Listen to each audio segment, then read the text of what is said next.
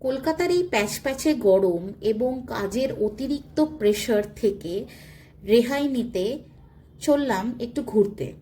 আমরা এসে পৌঁছলাম একটি ভীষণ সুন্দর এবং অ্যাফোর্ডেবল রিসর্টে। রিসর্টটি ডায়মন্ড হারবারের দিকে একটি ছোট্ট গ্রাম বেলেডাঙায় অবস্থিত। আমরা রিসর্টে এসেই সুইমিং পুলে একটু জলকেলি করে নিয়ে রুমের দিকে রওনা হলাম। এবার আপনাদেরকে একটু রুমটা ঘুরে দেখাই। 3 ধরনের রুমের মধ্যে আমরা এই ক্যাটাগরিটি সিলেক্ট করি। এই রুমটির নাম হলো দুর্গাবাড়ি। আপনারা অ্যাম্বিয়েন্সটা দেখতেই পাচ্ছেন এবং এই সুন্দর অ্যাম্বিয়েন্সের সাথে সব ধরনের বেনিফিট আমরা পেয়েছিলাম। এরপর আসি আসল চমকে। এই রুমের সাথে একটি ঝুল বারান্দা এবং এই ঝুল বারান্দা থেকে দেখা যাচ্ছে পুকুর পাড়। এই সুন্দর মনোরম দৃশ্য হয়তো লাখ টাকাতেও পাওয়া যায় না। মজার ব্যাপার হলো এই পুকুরটি ছাড়াও একটি পদ্ম পুকুর ছিল এই রিসর্টে।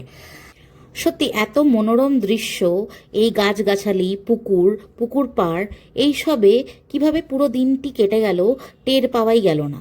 এরপর বিকেল বেলায় টুকটাক ফটো সেশন, ভিডিওগ্রাফি এবং বিকেলের চায়ে বিকেলটা শেষ হয়। আমরা পুকুর পাড়ে একটু ভিডিওগ্রাফি, ফটো সেশনও করেছি। এরপর এই দুটি পাখিকে দানা খাওয়ানো এবং পুকুর পাড়ে একটু স্বস্তির নিঃশ্বাস নেওয়া। আস্তে আস্তে সন্ধে নেমে এলো।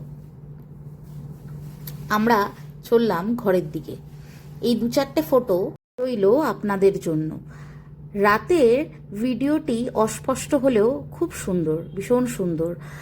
এই পুকুর পাড়ে রিফ্লেক্টেড এত সুন্দর আলোর প্রতিচ্ছবি। তারপর একটু সুইমিং পুলে সময় কাটিয়ে আমরা তার পরের দিন নিজেদের গন্তব্যস্থলে এসে পৌঁছলাম আমরা আমাদের ব্যারাকপুরে।